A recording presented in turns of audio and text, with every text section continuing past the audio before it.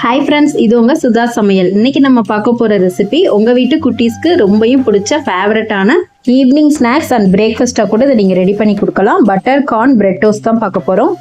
Subscribe பண்ணாதவங்க subscribe பண்ணிவிட்டு அப்படியே பக்கத்தில் இருக்கிற பெல் ஐக்கானில் ஆல்டர் ஆப்ஷனை செலக்ட் பண்ணிக்கோங்க ஃப்ரெண்ட்ஸ்.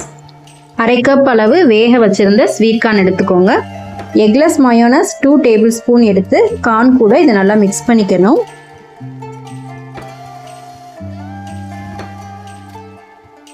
க்ரீமி கன்சிஸ்டன்சியில் இப்போ இதை நல்லா மிக்ஸ் பண்ணியாச்சு. அடுத்ததாக பொடியாக கட் பண்ணின பெரிய வெங்காயம் சேர்த்துக்கலாம். தக்காளி பழத்தில் 1/4 பாதி விதை இல்லாமல் பொடியாக கட் பண்ணி சேர்த்துக்கோங்க. அடுத்ததாக 3 பல் பூண்டு பொடியாக கட் பண்ணி சேர்த்துக்கோங்க. 1 டீஸ்பூன் அளவு பட்டர் சேர்த்துக்கலாம். கொஞ்சமாக கொத்தமல்லி இலைகள் பொடியாக கட் பண்ணி சேர்த்துக்கோங்க.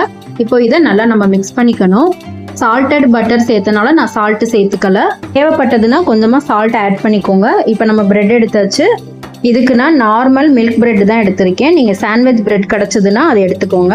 2 பிரெட்லையும் ஒரு சைடு மட்டும் இப்போ பட்டர் தடவிட்டு பட்டர் தடவின பக்கம் தவா பக்கம் வச்சுக்கோங்க. இந்த மாதிரி வச்சதும் நம்ம மிக்ஸ் பண்ணி வச்சுருந்த ஸ்வீட் கார்னையும் உள்ளே ஸ்டஃப் பண்ணிக்கோங்க. ஈவனாக பிரெட் ஃபுல்லாக சமமாக பரப்பிக்கோங்க. எந்த அளவு உங்களுக்கு பிரெட்டோட அடர்த்தி வேணுமோ அதுக்கு ஏற்ற அளவு நீங்கள் உள்ளே ஸ்டஃப் பண்ணிக்கோங்க. இப்போ இதை ஃபுல்லாக நம்ம ஸ்டஃப் பண்ணதுக்கு அப்புறமா பட்டர் தடவி ரெடி பண்ணி வச்சுருந்த இன்னொரு ஸ்லைஸ் பிரெட்டையும் நம்ம மேலே வச்சுக்கலாம்.